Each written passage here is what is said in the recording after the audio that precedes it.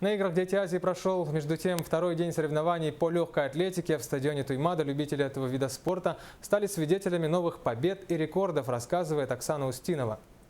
Эдгару Захарову 15 лет. Он из Татарстана. Бегом занимается третий год. Сегодня он с результатом 1 минута 57 секунд показал лучшее время на дистанции 800 метров. Это уже второе золото юного спортсмена на играх «Дети Азии». Днем ранее он занял первое место на 1500 метрах. Забег попался сильнейший, но результат не очень хороший. Мог пробежать и лучше. Минуты 55,4 был лучший результат. Хотел поставить рекорд игр. Вот не сложилось, не получилось. А так, город Якутск очень хорошо нас поприветствовал. Очень хорошая организация. Спасибо всем организаторам за такие хорошие соревнования. В этом забеге наш земляк Николай Калайчиков показал третий результат. А накануне он также принес своей команде бронзовую медаль на дистанции 1500 метров.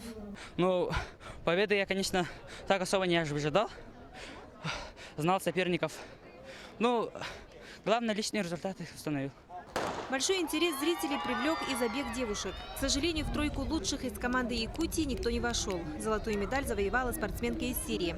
Она улучшила свой результат, поставив рекорд Сирии 2 минуты 11 секунд и 96 сотых. Она говорит, что спасибо большое за то, что сделали так детский как чемпионат, чтобы они их результат. Будет взять золотую медаль, поэтому второе дыхание у нее работало очень хорошо. Как отметил старший тренер Якутии по легкой атлетике, в забегах принимают участие сильные спортсмены, в частности, представители других регионов России. Очень сильно ребят смотрели. Предварительно мы видели по интернету их результаты, мне оправдывают вот эти результаты показывают по кандидатам мастера спорта.